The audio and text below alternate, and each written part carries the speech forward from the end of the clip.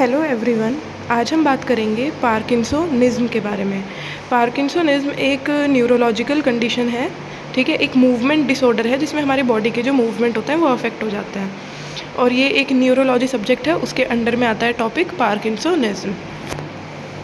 तो I think we should start our topic.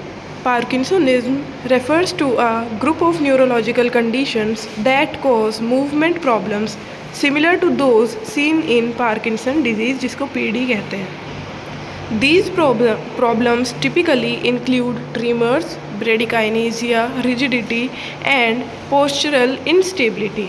जो parkinsonism है वो क्या होता है, एक ग्रुप है न्यूरोलॉजिकल कंडीशंस का, जिसके अंदर बेसिकली हमारी जो वॉलेंटरी मूवमेंट्स हैं उनमें प्रॉब्लम आ जाती है, और ये हमें पार्किंसन डिजीज़ के अंदर देखने को मिलता है। पार्किंसन डिजीज़ भी एक न्यूरोलॉजिकल कंडीशन है, ठीक है, उसके अंदर हमें पार्किंसोनिज्म देखने को मिलता है।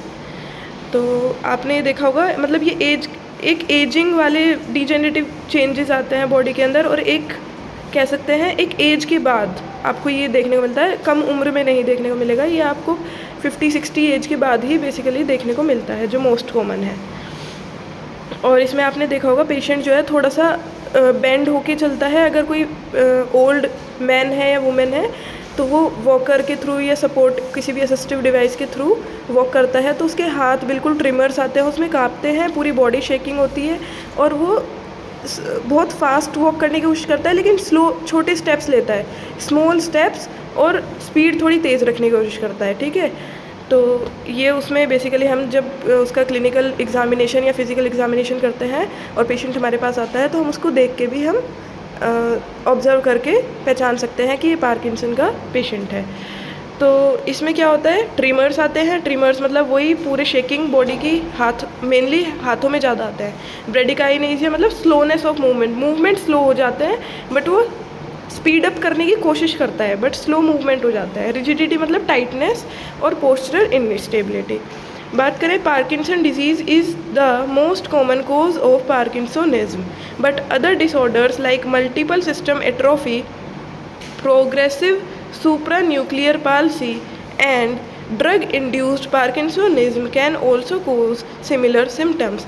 कुछ conditions हैं या कुछ causes हैं पार्किंसोनिज्म के, जैसे कि मल्टीपल सिस्टम एट्रोफी या फिर PSP प्रोग्रेसिव सुप्रान्यूक्लियर पाल्सी।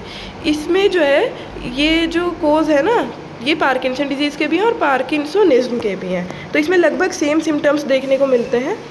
बात करें कोजेज़ ऑफ पार्किंसोनिज्म की कि क्या कारण होते हैं पार्किंसोनिज्म के, तो पहला है इडियोपैथिक पार्किंसन डिजीज़, जो मोस्ट कॉमन होता है। इडियोपैथिक का मतलब होता है कि अननोन कोज, इसका कारण नहीं पता, और मोस्ट कॉमन है ये।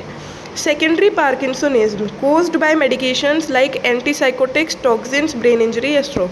जो सेकेंडरी पार्किंसोनिज्म है वो कुछ मेडिसिन होती हैं, जैसे एंटीसाइकोटिक्स, उनका आपका मतलब रेगुलर एंटीसाइकोटिक मेडिसिन लेना, तो वो हमारे कहीं ना कहीं ब्रेन पे अफेक्ट करता है, और हमें पार्किंसन या पार्किंसोनिज्म देखने को मिलता है पेशेंट के अंदर।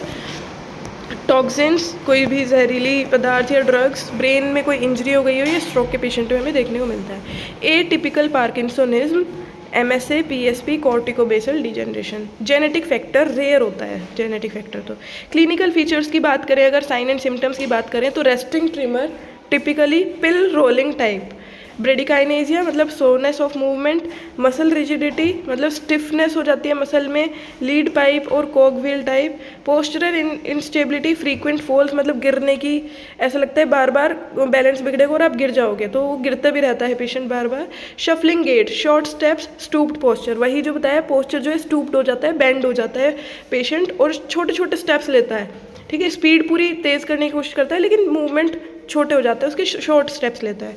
Freezing of gait, suddenly inability to move feet, और उसके जो फीट होते हैं कई बार फ्रीजिंग वाली कंडीशन में चल जाते हैं कि वो चाह के भी मूव नहीं कर पाता है, फ्रीजिंग गेट कहते हैं उसको।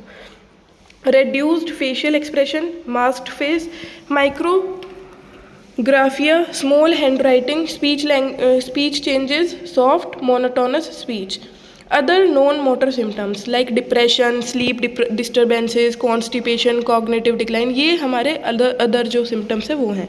बात करते हैं रोल ऑफ फिजियोथेरेपी की पार्किंसोनिज्म के पेशेंट में। तो फिजियोथेरेपिस्ट जो होता है वो क्या है, plays a critical role in managing Parkinsonism because medication mainly help symptom but mobility, posture, balance and independence can be maintained और improved with therapy.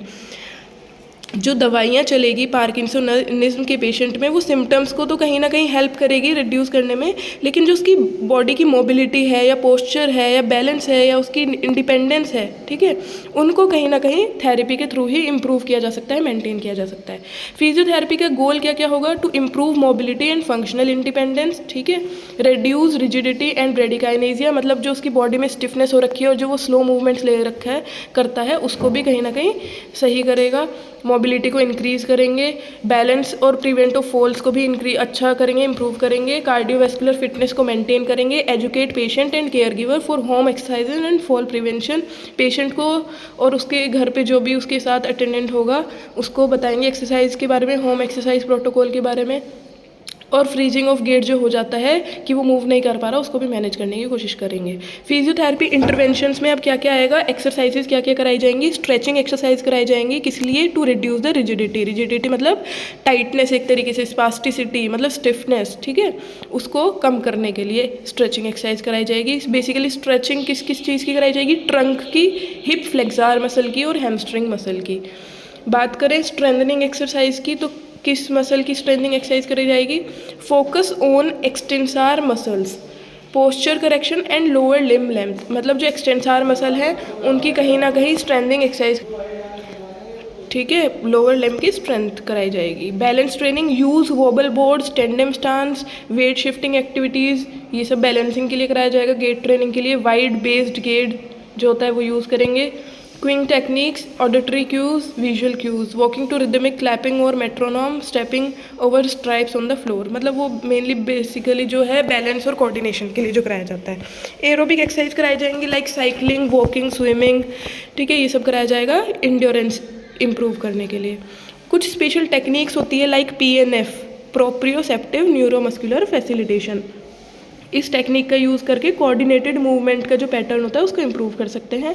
LSVT BIG therapy, Lee Silverman voice treatment BIG, intensive amplitude based exercise to improve large movement.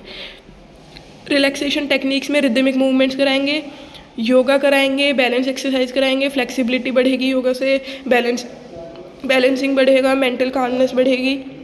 Freezing management के लिए क्या strategies होगी? Shifting weight from side to side, marching in place before walking, stepping over imaginary obstacles. अब postural education के लिए encourage upright posture, avoid stooped posture, wall exercise for spinal extension, fall prevention education, home modification, remove loose rugs, install grab bars, teach safe turning strategies, U turn instead of pivoting. ये proper एक पूरा rehabilitation programme set किया जाता है कि क्या क्या कराया जाएगा पेशेंट को। बैलेंसिंग के लिए किस तरीके से बैलेंसिंग एक्सरसाइज कराई जाएंगी और फॉल प्रिवेंशन के लिए कैसे एजुकेट किया जाएगा, मतलब एक प्रॉपर प्रोग्राम सेट किया जाता है, ठीक है। ये आप प्रैक्टिकल लाइन में जब पेशेंट को देखोगे आपको बेटर तभी समझ में आएगा। ये भी एक थ्योरेटिकल पार्ट है तो शायद इसमें इतना बेटर नहीं आएगा। जब आप खुद से पेशेंट देखोगे तो आपको सारी चीज़ें समझ ज़्यादा अच्छे से आएंगी। रेस्पिरेटरी ट्रेनिंग देंगे, डीप ब्रीथिंग एक्सरसाइज कराएंगे to counter shallow breathing patterns, ठीक है। ब्रीथिंग एक्सरसाइजेज भी कराई जाएंगी, जो वो वॉक नहीं कर पा रहा मूवमेंट नहीं, और जो थोड़ा बहुत भी करेगा तो उसको बहुत ज़्यादा शैलो ब्रीथिंग होगी तो उसके लिए हमें उसकी रेस्पिरेटरी ट्रेनिंग भी करानी पड़ेगी। तो ये सारा एक था पूरा ट्रीटमेंट प्रोटोकॉल फिजियोथेरेपी क्या कराता है, क्या उसका मेन मकसद होता है पार्किंसोनिज्म के पेशेंट में। अगर किसी का कोई डाउट हो, क्वेरी हो, वो कमेंट सेक्शन में बिल्कुल पूछ सकता है। नेक्स्ट टॉपिक भी हम एक न्यूरोलॉजिकल कंडीशन के बारे में ही पढ़ेंगे।